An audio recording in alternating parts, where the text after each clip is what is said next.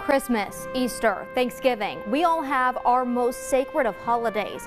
But for those with ties to the military, Veterans Day is one of the most important times of the year. Good afternoon and thanks for joining us. I'm Ansley Daniel. For the next few minutes, we'll pay tribute to the men and women who sacrificed to keep America safe. Many put their lives on hold for a few years, some making military service a lifetime commitment. Regardless of what branch of the military they served in or how long they served, all made great sacrifices, and many made the ultimate sacrifice. These are their stories, the unsung heroes of honor and valor, the ones that played a role in keeping all of us and our country safe. Veterans Voices, a special tribute, starts now. Veterans Voices is sponsored by these local businesses. Today, for the next few minutes, we will feature some of our veterans in the region and will tell their stories. We begin with World War II veteran Christine Hunter. She volunteered to serve her country as a nurse after Pearl Harbor was bombed. Christine Hunter, though, she still has the uniform, and during an interview with her earlier this year, the then 99-year-old still fit into it. Her uniform from her days as a lieutenant in the United States Army Nurse Corps during all of World War II. I loved every bit of it, and you had to, and we just, well, it was just, as I said, I loved it, and we took care of them and did everything we could to help them. Christine joined the United States military at just 18 years old. After barely making the cut for the minimum weight of a new recruit, the Army sent her to a military hospital in Martinsburg, West Virginia. That's where she was assigned to care for veterans just back from the battlefield with serious facial wounds inflicted in combat. After a career in nursing and raising her family, Christine Hunter says she would jump at the chance to serve on the new front lines in our hospitals. She would love to do that as a nurse, which she considers to be the greatest privilege. 86-year-old Bill Hite joined the military back in 1955 because he didn't have money for college and he didn't want to work in the coal mines. But that career led him to become a damage controlman in the Navy, a 6-time atomic bomber, and a member of the 101st Airborne Division in the Army. His life, though, is just as interesting after the military. He says it was an honor to enter into the service back in the 1950s. Now, when Hite joined the Navy, the biggest body of water he'd ever seen was the New River in West Virginia. His career as a damage controlman took him across the globe to places like Japan, Hong Kong, and the Philippines, even surviving a typhoon and tsunami. I did something like about 50 deep sea dives, a hard hat, picking up an airplane in the Sea of Japan, being in and out of Pearl Harbor. Hite went from diving in the ocean with the Navy to jumping from airplanes with the Army and the 101st Airborne Division.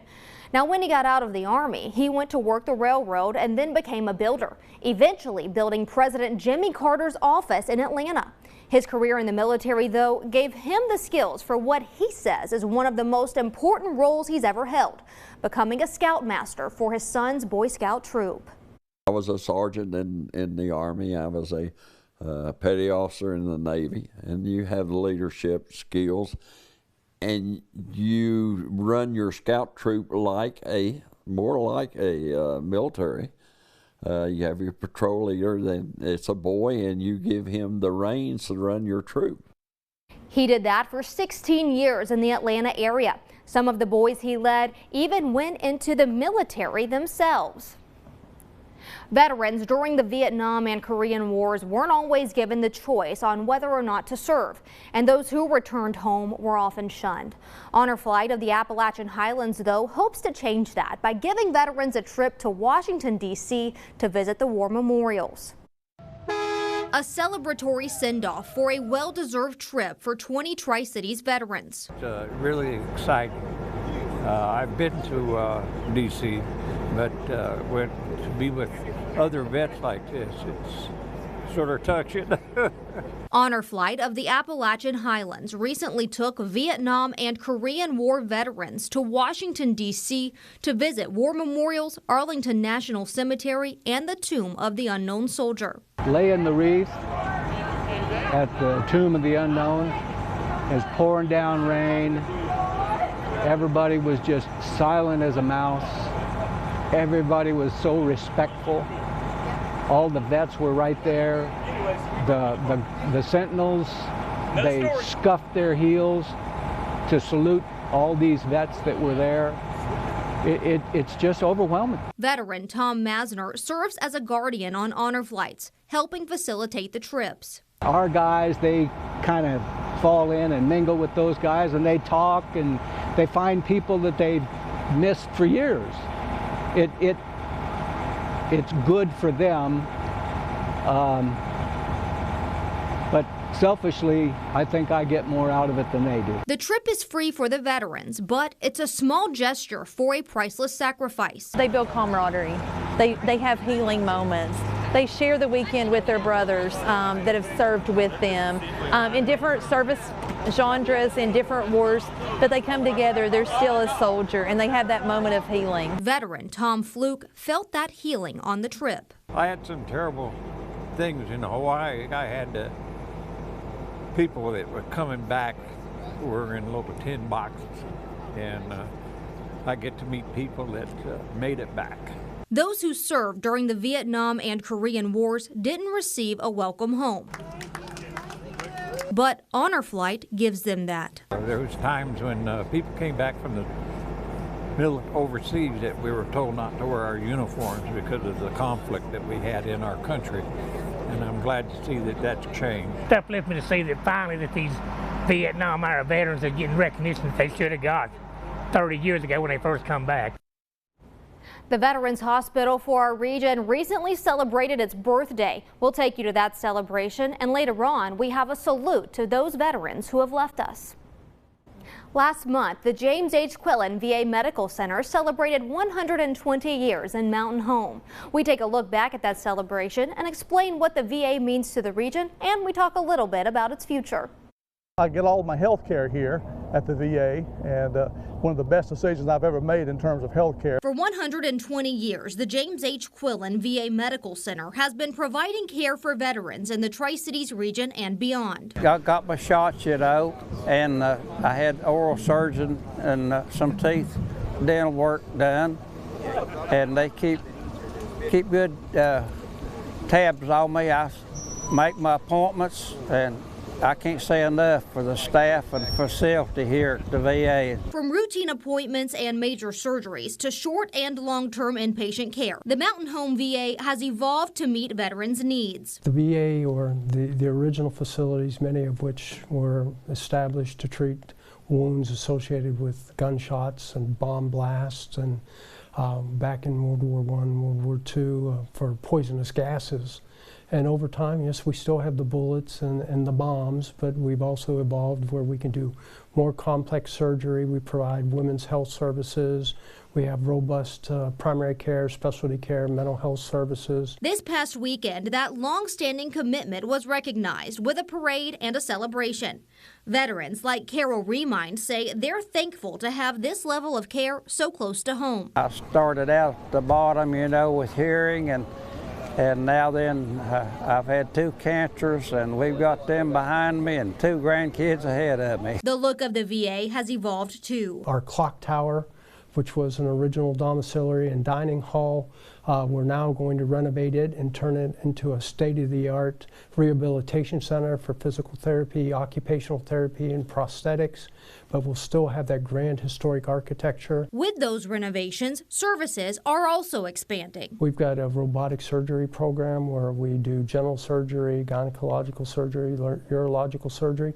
We're going to expand that surgical program and put in ion bronchoscopies, robotic surgeries as well, so we'll be able to go in and take samples of lung nodules to try to diagnose cancer at its earliest and most curable stages.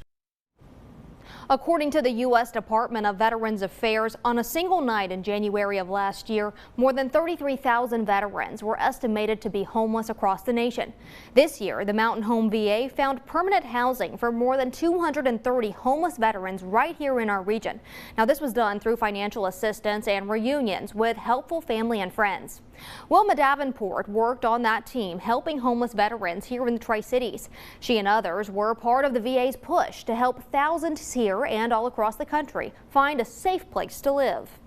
Really, it was a coordination of efforts with the VA, our community partners, and really countless individuals and agencies. Initially, there was mixed views on whether or not we could meet our target, but we did so earlier than expected in August of last year, and then we exceeded that target by the end of the calendar year at 137% of the initial target.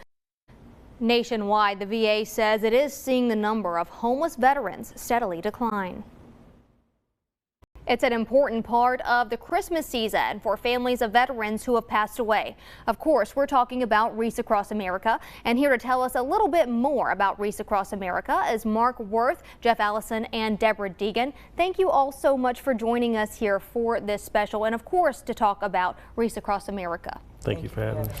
Well, first off, let's talk a little bit about when and where you served. Well, I enlisted in the Navy in 1978 and traveled the world basically till 2002.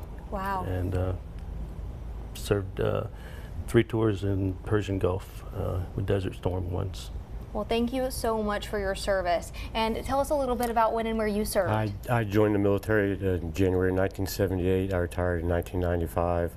And among U.S. duty stations, I was also participating in Operation Just Cause in Panama, Wow. Desert Shield, Desert Storm, and Mogadishu, Somalia. Well, thank you both so much for your service, and also thank you for what you do for Reese Across America. Now, from what I understand, this is your first year getting involved with the program. Tell me just a little bit about why you wanted to get involved with Reese Across America. Well, when I moved out here, I was looking for some way that I can give back to the community. The military's been good to me and my family, and I've met these guys, and it's figured this is my way I can give back. Absolutely. Well, what about you? I think that it gives those veterans a face, and it's important to let them know that we still remember and we care. And I think it's also a torch veterans should carry, and to let them know that their families, that those veterans are not forgotten and they'll always be get a wreath. Absolutely. Well, Miss Deborah is the coordinator here for Mountain Home. Now, tell us just a little bit about where you're at when it comes to donations this year. So our current number is we're at approximately 4,300 wreaths, so well below the 17,700 that we're in need of.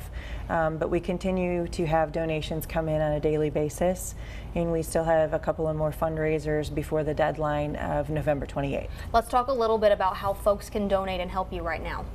So some of the groups that we have are running a program 3 for 2. You purchase 2 wreaths for $34 and you get a third free. Tomorrow, Texas Roadhouse in Johnson City, you can make donations to the Rolling Thunder organization. And then next Wednesday at Egg Up Grill in Johnson City, they'll also be taking donations there as well. Well, let's say that folks can't make it out to any of these fundraisers. How else can they get some money to you for some wreaths? So we're taking local donations. I myself, my address is listed in several different locations. They can send checks to us. If they have family members or friends that they want to honor and remember and do a grave specific, they can just list the veteran's name and their location, and we can make sure that their family member or friend has a wreath on their headstone. And let's talk just a little bit. We know that that ceremony is coming up. Let's talk just a little bit about what that ceremony not only means for the veterans, but the folks that come and help you all put the wreaths out. Oh, it's just wonderful, good camaraderie with veterans and people. Through the fundraisers, there's been a lot of community support, and during the course of that, a lot of people have also asked, how can we participate? And so that information has been shared with them, so anybody can participate. Is it December 16th? Awesome. Well, thank you again so much for your service, and thank you all for what you do for Reese Across America to honor these veterans. Well, we'll be right back here today with our Veterans Special. July 27th of this year marked 70 years since the Korean armistice was signed. That effectively brought an end to that conflict. Today, we continue to share the stories of those who served in what's often referred to as the Forgotten War. To us, it's not forgotten. We remember it. The Korean War between North and South Korea began on June 25th in 1950. We went over for a country we did not know, a people we did not know, and we fought to maintain freedom. Many of the men who served were young, many of them teenagers. When I arrived in the artillery unit, was the same day that there was a tremendous shelling and 3 men in the unit next to me were killed. They were shooting at us, and I wanted to go up to a gun and shoot back, and I had not yet been assigned to anything. So I lived through that, and that was one of the worst experiences. Happening after World War II, but before Vietnam, the 3-year conflict is referred to now as the Forgotten War. But those who served are still impacted today. I never did understand why. I know that there was never a declaration of war signed by the president like there was in World War II and in Vietnam. Arlen Hensley was a radioman, making every patrol and receiving a Purple Heart for wounds in the Korean War. 3 of my lieutenants got killed and 1 severely wounded. I got wounded on the 27th of March 1953. We were going up to help Easy Company. We were going up the Reno block to keep the Chinese from coming down to their headquarters and the aid station. When they first got there off the trucks, they were shooting mortars in. I laid my pack down in my radio when the mortar hit right on top of it. I was in a bunker, and it saved my life, I guess. The signing of the armistice on July 27th of 1953 effectively ended the war, but fighting continued until the last minute. I was 22 years old when the war ended. I was at the front lines, and they were firing right at the last minute. And I thought that was silly to get wounded or get killed within the last few hours of the war. 70 years later, local Korean War veterans gathered to honor their fellow soldiers lost in the conflict. They talked about their time and accomplishments there, but shared some concerns for the future of democracy in South Korea. North Korea is still pouncing on us every time they get a chance, you know, reminding us what they can do. And they just now they didn't have missiles at one time, but now they've got the missiles, and they fire the missiles pretty often just to remind us that they could be in charge and very quickly. We can't leave you without remembering James Arnold. He was our very first veteran that we featured on our Veterans Voices series starting last year. Arnold died in May at the age of 94, but he did leave us with a legacy of service and devotion to his country. He was a writer in the military and a lifelong poet. And as I turned the final page, I paused for one last look at my treasure of memories, just a dusty old scrapbook. James Arnold, gone but never forgotten. Thank you for joining us today, and we appreciate you for your service.